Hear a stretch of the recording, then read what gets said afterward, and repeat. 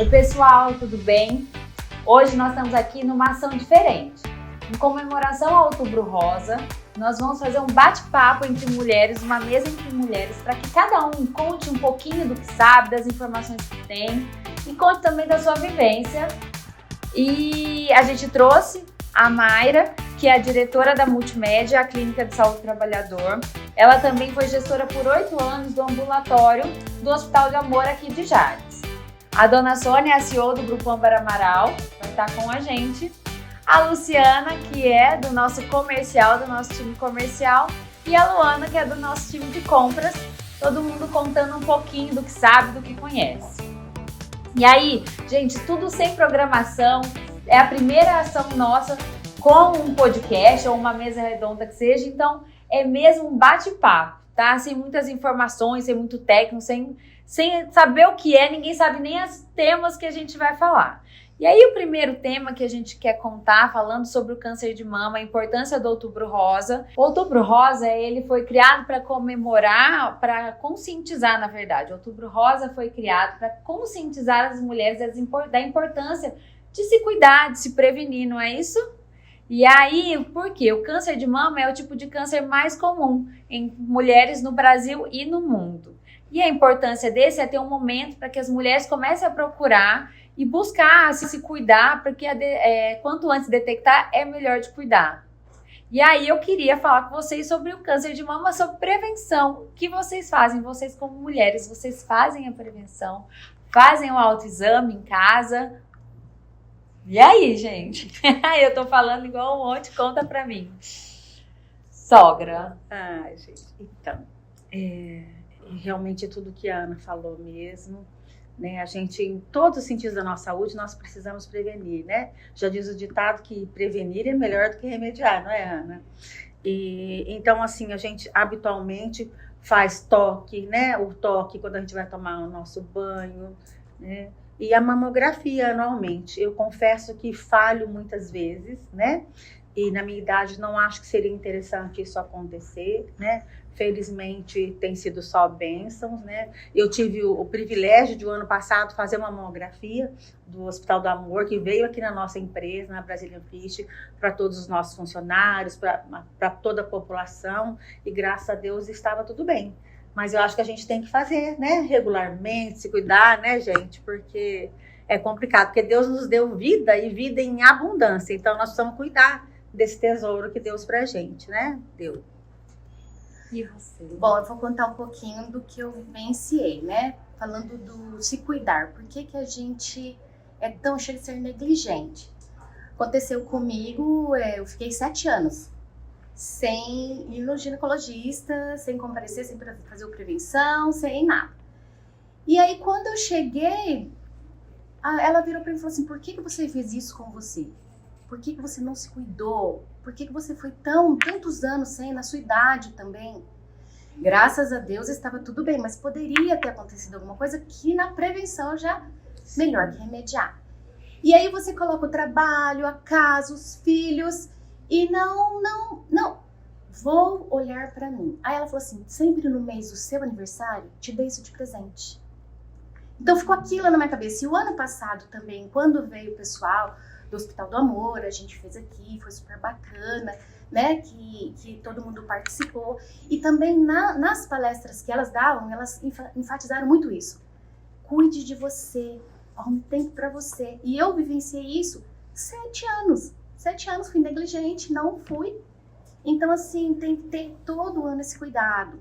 De repente aparecer alguma coisa, vai de 6 meses, mas sempre lá, no mês do seu aniversário, dê esse presente pra você. Eu lembro que você contou isso e que acabou virando agora uma rotina. Você sabe que naquele mês é o mês de fazer. Uma ótima ideia, né? Uma ótima maneira da gente se organizar. Ela me falou assim: cuida de você, cuida dos seus, né? Porque cuidando de você, você vai estar cuidando dos seus. Certeza. Não coloque tudo como prioridade. Você, primeiro, prioridade, e depois. Aí tem sempre no mês do meu aniversário.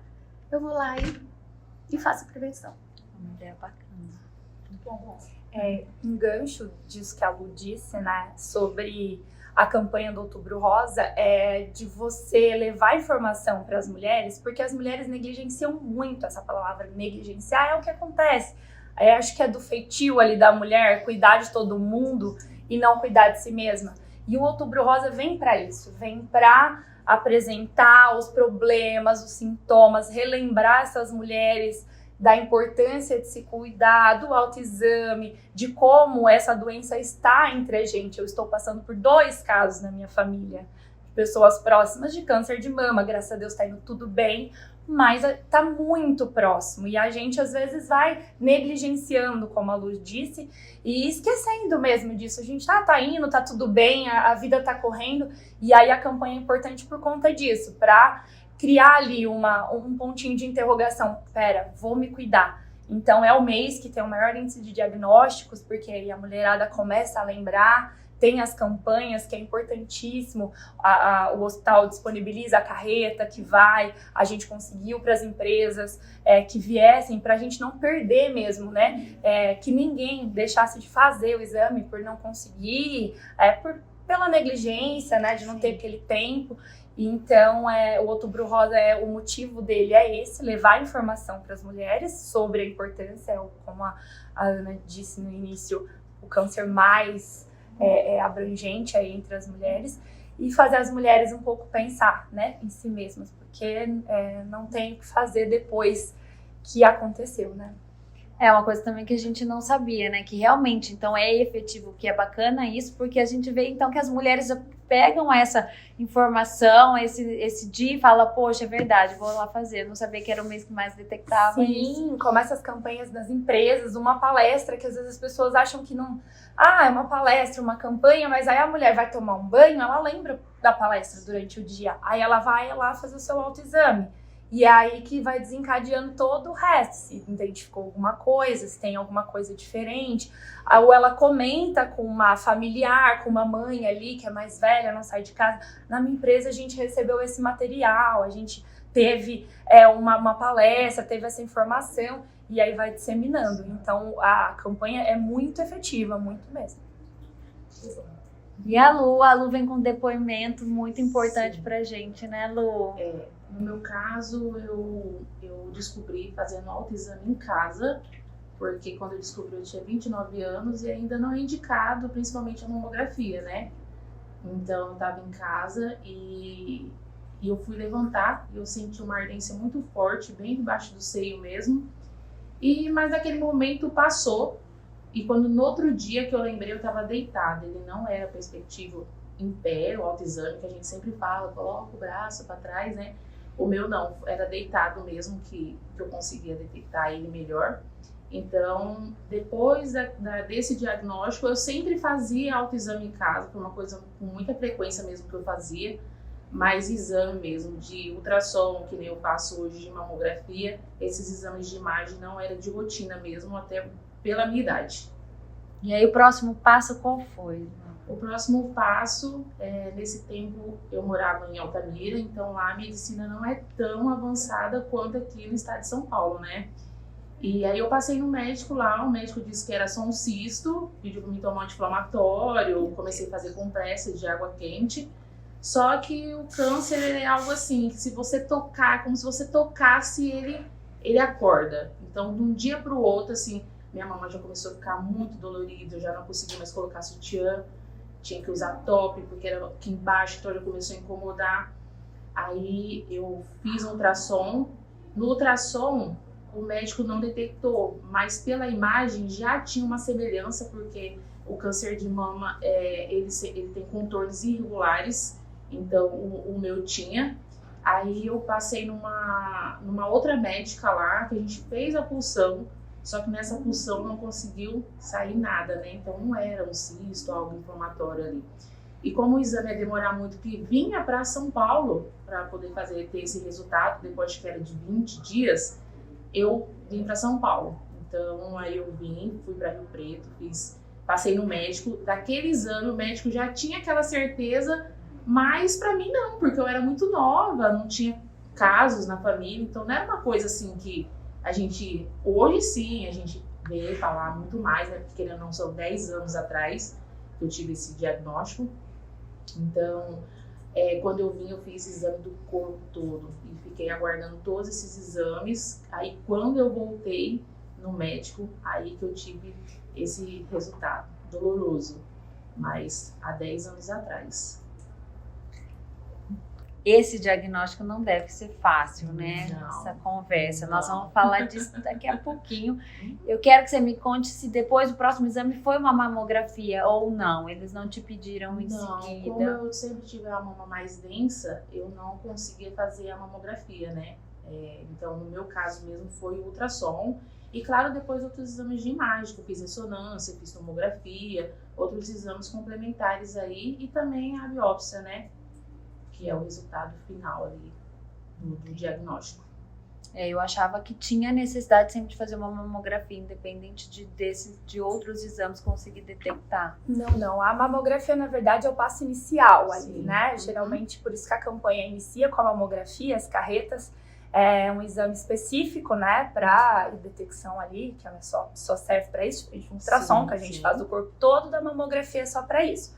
Porém, ela é inicial por conta de que ela identifica ali o nódulo, porém ela não te dá se é um nódulo de fato cancerígeno, se é um cisto. Ela identifica, ela é importantíssima porque ela enxerga essa diferença na mama, né? Mas daí vai aprofundando, Sim, né? Que aí sim. foi o caso da ultrassom, da punção. Sim. A gente chama de estadiamento, que aí depois do diagnóstico vem com tomografia, as ressonâncias, a cintilografia, Sim. né? Então são outros exames. A mamografia é o passo inicial e é mais uma, a gente chama de um rastreamento, né? Na mamografia a gente rastreia ali o câncer e a partir da identificação aí vai sendo investigado se de fato é nível, tipo, Sim. então aí vai aprofundando. Tem a idade, inclusive, nem é indicado para pacientes jovens a mamografia. Inclusive, se identificado, como no caso dela, geralmente já vai direto para uma ultrassom, nem passa pela mamografia, porque já não precisa mais desse rastreamento, já tem ali uma dúvida, então já vai para os exames mais específicos. Olha, então já nisso aqui eu já vou contar duas coisas. Não sabia que a mamografia não era, achava que o ultrassom seria um exame mais simples do que a mamografia. E também não sabia essa questão de ter uma mama mais densa ser alguma coisa que não dá pra ver ou que não pode fazer a mamografia. Não sabia, tá vendo? Sim, tem mulheres que não têm mama, né? Assim, uma mama, um volume. Sim. A mamografia, para quem não sabe, faz o achatamento da mama ali, né? Então, quem não tem volume nenhum de mama, nem consegue fazer o exame de forma efetiva. Então, tem todos os critérios para a mamografia. E o autoexame, a importância de sentir os outros sintomas, né? Todo mundo fala muito em nódulo, mas ela teve uma ardência, né? Então, tem outros sintomas que não são só o nódulo, que também são importantíssimos das mulheres entenderem, saberem, para identificar uma mama densa, uma mama muito volumosa, às vezes você não vai nem conseguir sentir, você pode fazer de qualquer Sim. jeito, você não sente o nódulo, mas ele tá lá. Mas essa mama vai inchar, essa mama vai doer, vai ficar vermelha, tem umas que ficam com uma casquinha de laranja, parece, o mamilo enrijece. Então tem outros sintomas que também são sintomas característicos e que não é o nódulo.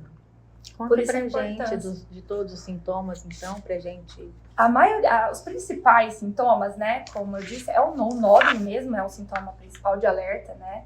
Não tem só um nódulo durinho, né? Também não é qualquer nódulo. A gente tem linfonodos, a mulherada aí que usa de anticoncepcional, DIU, tem ali aparecem uns carocinhos, mas ele tem características próprias, né? Então ele é mais durinho, mais firme, você mexe, parece um grãozinho de feijão, assim, quando você encosta ele é bem firminho.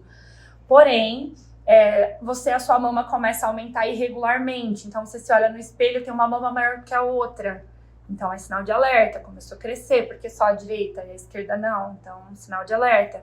Às vezes vaza um líquido, né? Às vezes ela vem a furo, não é uma infecção, não é nada. Fica vermelha, pode ter a dor, né? A queimação, pode coçar. Começa a coçar, você não consegue entender de onde vem. Casos próximos ali do mamilo, o mamilo vai enrijecendo, ele fica bem firminho, muda de cor. A importância de lembrar da axila, então mama vai até a axila, não fica só ali no peito, né? Então o autoexame por isso que vem de baixo até. Então são outros sintomas, que às vezes a gente tem uma mama volumosa, a gente não tem ali, não tem nódulo nenhum, tô bem, mas minha mama tá doendo, mas minha mama tá ardendo, tá quente, tá vermelha. Tem que procurar também por um atendimento médico para entender o que está acontecendo. Saber. Não sabia dessa Sinais de alerta, são vários sintomas, sim. vários sintomas. Também tem alguns aí que eu não sabia. Às vezes a gente acha que é outra coisa e pensa, não, é só o nódulo, vai ser... E depois que eu fiz a biópsia também, aonde que vai a agulha lá, também tem aquele ressecamento, né? A pele fica toda, que também é um sintoma. Lu, quanto tempo de tratamento se você ficou? Olha, eu descobri em agosto de 2014, aí o primeiro foi em outubro, né, dia 8 de outubro, que eu fiz a quadratectomia da mama. Depois eu fiz 6 sessões de quimioterapia e 30 de radioterapia. Então foi aí de outubro até julho de 2015. Só que depois eu fiquei em tratamento de bloqueios de hormônio. Né? Cada 3 meses eu ia para São Paulo, depois passou para cada 6 meses, depois 1 ano.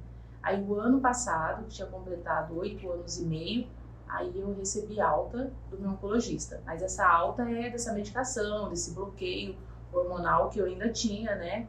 Que eu estava numa menopause induzida, então aí eu tive essa liberação do meu médico, mas continua aí todo ano, é algo que vai fazer parte da minha vida, né, de todas as mulheres, né, fazer anualmente mesmo o exame e esse acompanhamento. Claro que o meu é muito mais específico, assim, porque nada, como o meu oncologista diz, nada pode ficar duvidoso. Então, quando eu fiz mesmo a cirurgia da mama, que da mama direita, eu acabei fazendo a plástica, né, para ficar irregulares as duas. Então, eu tenho queloide, então teve uma queloide, né, a gente tem um nome mais técnico por dentro, que ele acabou ficando ali irregulares, então era debaixo da minha cicatriz, ele tinha certeza que era, mas ao mesmo tempo eu não podia ter essa dúvida. Então, eu tive que fazer biópsia de novo. Entendeu? Então, mesmo que seja anualmente aí, eu tenho uns cuidados a mais referente a já por ter tido esse diagnóstico. Nada pode ficar nessa dúvida ou para depois. Certo. Tá. Aqui, entre as perguntas todas que a gente pegou para esse bate-papo, a gente queria saber como foi receber a parte emocional, porque também a gente tem a pessoa, uma menina nova recebendo isso. A gente pensa receber essa notícia em todas as idades. Sim. Mas no seu caso, você ainda era nova. E aí, como é que foi receber essa notícia? Essa notícia foi muito dolorosa, porque quando eu recebi essa notícia, que eu passei por esse médico de Rio Preto, foi assim, no primeiro instante, assim, como ele já tinha essa certeza, então ele já foi bem frio, assim, que eu tinha que fazer a mastectomia, né, retirar as 2 mamas, os meus ovários, então eu ia fazer químio, eu ia fazer rádio, ia cair cabelo, então foi todas as informações de uma vez, então foi bem doloroso mesmo esse diagnóstico. Estava junto com a minha mãe, foi um final de semana bem difícil, até porque a gente sabe, a gente faz autoexame, a gente tem todo esse conhecimento, mas é que não falei, como a gente não está vivendo aquilo, né? Então você não tem aquele algo específico de saber. Hoje muita gente pergunta, mas qual que é a diferença de químio, de rádio? Ainda falta um pouco dessa informação, né? Sim. O que é a mastectomia, o que é a quadratectomia, essa diferença da cirurgia da mama. Então, quando eu descobri, foi isso. Só que aí eu fui para um segundo diagnóstico, né? O médico em São Paulo, Dr. Ricardo, que me atendeu lá. E aí foi as coisas clareando um pouco mais. Aí eu comecei por etapas, né? Porque primeiro ele falou, Luana, 50% tratamento, 50% é você. Acho que você é a sua fé, a sua vontade, né? De vencer aquilo dali naquele momento. Então, aí eu fui primeiro fazer um exame, que é um exame de mutação genética, que é o BRCA1 e BRCA2, que a gente faz para saber se é hereditário ou não. Então, se fosse positivo, eu realmente iria fazer, né, essa retirada da mama e dos ovários, porque era algo que ia futuramente ter uma probabilidade maior de voltar. Então, eu fiz esse exame, aguardei esse exame para depois pensar em cirurgia. Então, foi coisas assim, bem plausíveis, que foi me tranquilizando. É uma equipe muito humanizada lá, sabe? Foi bem mais tranquilo. Então, como meu resultado deu negativo, eu não precisei fazer essa retirada, não precisei retirar nem o ovário. Aí depois, sim, eu fiz a cirurgia da mama. Depois da mama, eu descansei um pouco. Aí eu fiz, de colocar o Cordocat. Depois que foi químio, depois que foi rádio. Então, assim, a químio eu não podia ler nada sobre ela. Eu tinha que ir, porque cada um tem um sintoma, cada corpo Reage de uma maneira. não ficar pensando em coisas. A rádio foi bem mais tranquilo também, né? Que é só uma radiação ali. Claro que acaba queimando, mas você também tem todos os cuidados. Então, aí eu fui, assim, um pouquinho de cada vez, mas é um diagnóstico bem, bem doloroso mesmo. Acho que quando já se fala de câncer é algo bem... É uma palavra, assim, né? Pesada, é uma sentença, é algo muito, muito pesado mesmo. Acho que a importância não só do apoio emocional de todo mundo que está ao redor, mas também da equipe médica, Sim, né? De passar foi esse diagnóstico. Foi. É um acolhimento Foi mesmo, inverno né? Que você sol na minha precisa. Mas faz É um muita acolhimento, diferença. sim. Lu, você tem casos de câncer de mama? Tenho. Eu tive uma tia, por parte de pai, que teve, minha tia Lucília. E também eu tenho uma outra tia, por parte de mãe. Ela tá em tratamento, né? E ela é bem mais nova que eu, a irmã da minha mãe, mas ela é mais nova que eu, 2 anos. E ela vai sair dessa. Sogra. Eu tenho alguns casos, né? Devia ter mais juízo, né? Né? Eu tenho uma tia que já tinha assim uma certa idade, tinha uns 70 e poucos anos, e depois ela fez, estava curada, e aí voltou, e assim, perto da axila, que tudo, né? E nós acabamos perdendo depois de uns 7, 8 anos. E tive uma história de uma prima muito jovem, e ela, há uns 20 anos atrás, quando tinham todos os tabus, né? E ela não quis contar para ninguém. E ela tentou se virar sozinha. Enfim, nós a perdemos assim num espaço de 1 ano, mais ou menos. Foi muito doloroso. Ela devia ter uns 30 anos. Então, assim, a gente vê como que... Porque não tinha acesso às informações que a gente tem hoje, né? Então, dá importância mesmo, né? Dessa comunicação, da gente estar falando, né? Exaustivamente sobre isso, né? Tem uns casos que não adianta muito, né? Mas eu tô brincando, mas assim, nos últimos anos acho que tem sido tantas coisas, né? E eu tive alguns outros problemas de saúde que acabei deixando isso para segundo plano, né? Mas a gente, a Lu falou aqui, né? Que a gente não se cuida pra gente, a gente se cuida pro outro, né? Foi forte isso que você falou, né? Porque às vezes a gente fala, vou deixar, mas então pense no outro e se cuide, né? Principalmente vocês que são tão jovens, que têm uma família, né? Uma história para escrever, tanta gente que precisa, né? Então, a gente precisa ter essa A consciência. senhora tem 9 metros, viu? Pra Né? Eu fiquei pensando em tudo isso. Eu não tenho casos na família que eu me recorde. Não tenho. E fiquei pensando, ainda estou com a mamografia na cabeça, porque eu pensei que há não muito tempo,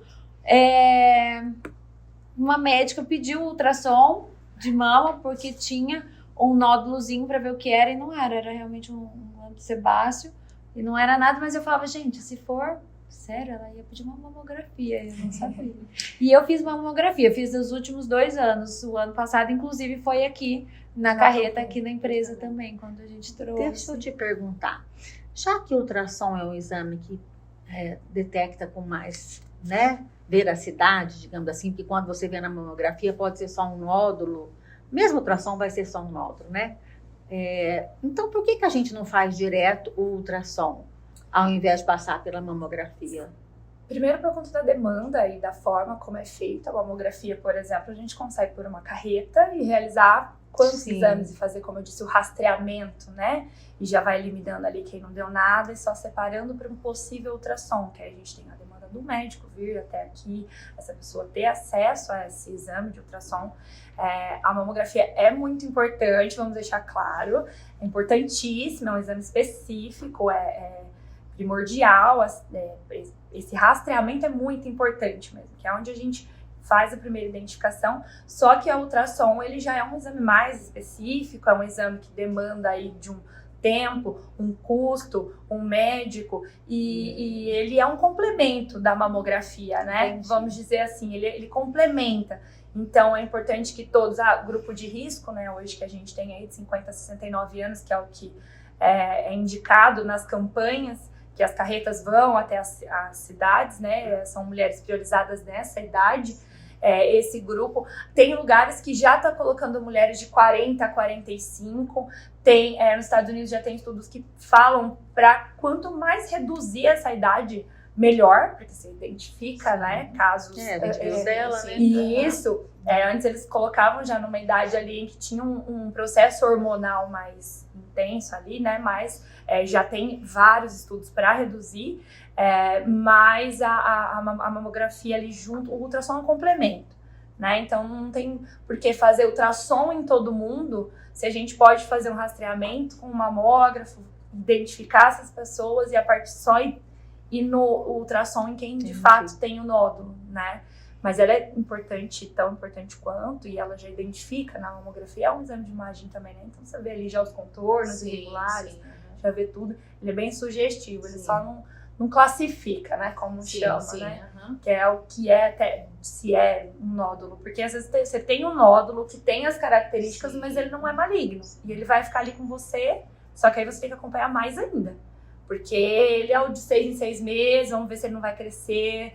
Aí tem aquelas mulheres que já optam por tirar toda a mama. Então ela já identifica ali, né? Mesmo não sendo, importantíssimo o exame, a campanha da mamografia. Então por isso que não é feito de fato o ultrassom, ele complementa a mamografia. Entendi. Lu, parte emocional, fora a questão do médico que você pontuou. O que foi o mais importante? Qual foi o apoio? O que fez a diferença? Ana, olha, assim, não, eu tive uma rede de apoio, teve o apoio familiar, eu fiz um tratamento psicológico, teve alguma coisa assim? Ana, eu acho que em primeiro lugar é fé. Eu acho que a fé, ela move montanhas. Então, assim, claro, eu tive minha família, sem ela nunca teria conseguido, né? Foi um apoio sem palavras, incondicional na minha vida, mas a fé em Deus, ela te ajuda, ela te fortalece. Claro, tem dias que foram muito difíceis, né? Quando eu recebi esse diagnóstico, voltando rapidinho, no diagnóstico o grau era 2, só que quando eu fui fazer a cirurgia, que na hora é feita toda uma biópsia ali, né, que vai fazendo um estudo ali para ver o grau de segurança, se tem que retirar ou não. Eu fui para a sala de cirurgias ainda com as próteses, que poderia ainda ter mas graças a Deus não precisou, mas o meu foi diagnosticado com grau 3, porque eu tive saiu e foi pro linfonódulo da axila. Então eu tive que fazer esvaziamento axilar do braço esquerdo. Então, naquele momento também mudou, porque eu ia fazer uma quimio um pouco mais ali por prevenção, talvez eu não ia precisar fazer rádio, só que depois disso, então eu tive que fazer um outro tipo de tratamento. Eu tive que fazer mesmo a quimio, fiz quimio da branca e da vermelha, que a vermelha é a mais agressiva que tem, né, que a gente faz cada 21 dias para o corpo poder descansar. Então, nesse período, acabou ficando um pouco mais difícil ali, né, porque a gente pensa numa coisa e depois outra. E quando cai todo o seu cabelo, você tem que se ressurgir ali, né? Eu usava lenço, então eu tinha uns dias de descansar após quimioterapia, mas depois de uns dias também eu me maquiava, eu colocava meus lenços mais coloridos possíveis, então eu tinha que fazer alguma coisa, eu não podia viver só aquilo dali, eu tinha que estar ali, né, fazer um tratamento, mas eu também tinha vida, né, após aquilo dali. Então, eu acho que a rede de apoio eu tive, sim, graças a Deus. Eu tenho meus irmãos, minha mãe, esposa, família. Foi muito importante, com certeza Deus em primeiro lugar. Mayra, a Lu contou um pouquinho do que ela passou na parte de apoio que ela teve e como é o dia a dia, a tua experiência do que você vê aqui, do que você viu, né, no hospital nesses anos que você passou. Bom, como a Lu disse, a rede de apoio é importantíssima. Era muito nítido dentro do hospital, os pacientes que tinham uma estrutura, uma base mesmo de apoio da parte emocional, né? Como não é financeiro, esse apoio é o emocional, de ter alguém ali do lado, de segurar sua mão, de você ter por quem lutar, né? Então essas pessoas, elas, por mais que tinham dias difíceis, né, que são muitos, a maioria deles não são fáceis, mas você ter uma estrutura, uma rede de apoio, uma mãe, um amigo, no teu trabalho, você ter as pessoas que te acolhem e principalmente os profissionais que te acolhem, né?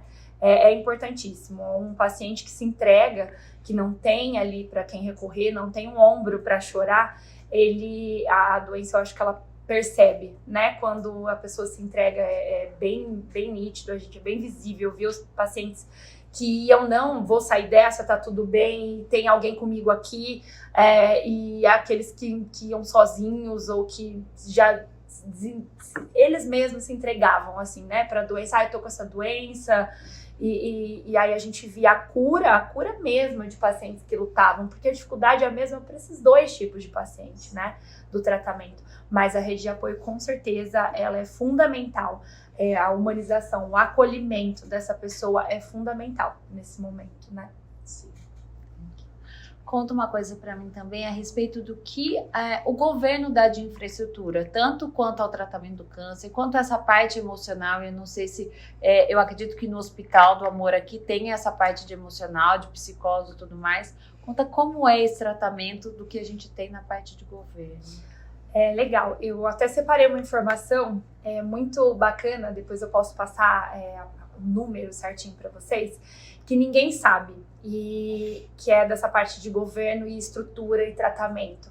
Nós temos 2 leis há mais de 10 anos que garantem a velocidade de tratamento das pessoas, né? Então, assim, se hoje eu vou no postinho e eu tenho uma suspeita de câncer, seja qual for o câncer, eu tenho uma lei que me respalda que em 30 dias eu tenho que ter feito todos os exames de diagnóstico. Ninguém sabe. A gente vê hoje pessoas que têm dificuldades, tá com uma dor, intestino, fica 1 ano para conseguir uma colonoscopia, uma endoscopia, mas tem uma lei que garante essas pessoas que em 30 dias, se o médico atestar como suspeita de câncer pelo SUS, ele é obrigado a ser diagnosticado ou estadiado, né, pelo SUS. E temos a que complementa isso, que a partir do momento que você tem o diagnóstico, você tem 60 dias para estar em tratamento. E aí ajuda muito, porque hoje às vezes as pessoas têm um diagnóstico e elas demoram 5, 6, 7 meses para entrar no tratamento. Essa parte que é bem tocante de governo, no Hospital de Amor é um exemplo muito grande de como falta.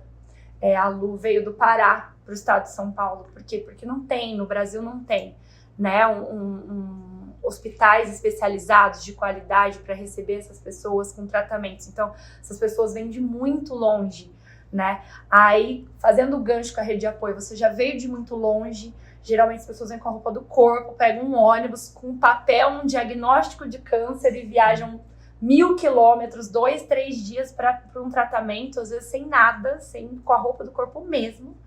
E aí chega a não ter uma rede de apoio, pelo menos do hospital que você tá, né? O Hospital de Amor oferece bastante, tem psicólogo, hospitais mais estruturados, melhorou muito. Hoje o hospital de base de Rio Preto tem um centro de câncer, antes era tudo junto, né? Agora não, tem a parte de tratamento, vem melhorando muito, mas o governo ainda da parte de estrutura de acolhimento para esses pacientes faz muito pouco.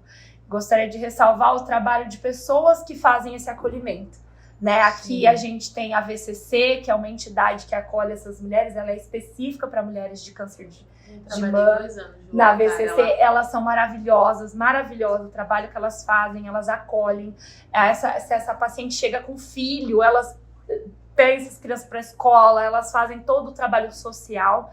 A gente tem institutos maravilhosos no nosso país, o INCA, né, que são muito grandes, e que fornece psicólogo, fornece o tratamentos adjacentes ali, né, que o nutricionista faz terapia com essas mulheres, a fisioterapia, que é importantíssima para uma paciente de câncer de mama. Então, assim, o governo em si, desde a minha época lá, né, nunca teve muito apoio. O seu Henrique Prata até fala muito disso, ele é um hospital filantrópico, ele assumiu, tanto que tem as campanhas, os leilões, tudo para ajudar, porque do SUS vem muito pouco, né?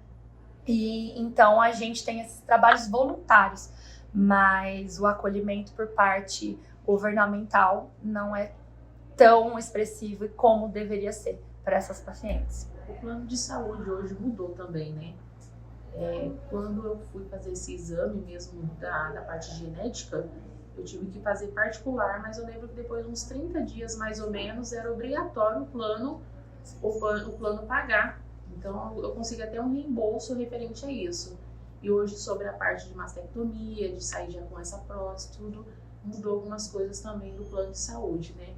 Uns benefícios aí bem positivos. Bom, né? Você falando dessa, acho que é uma legislação que nos garante, mas então acho que não veiculam porque não tem condição, né? Não tem condição. A saúde pública é falha, Não, né?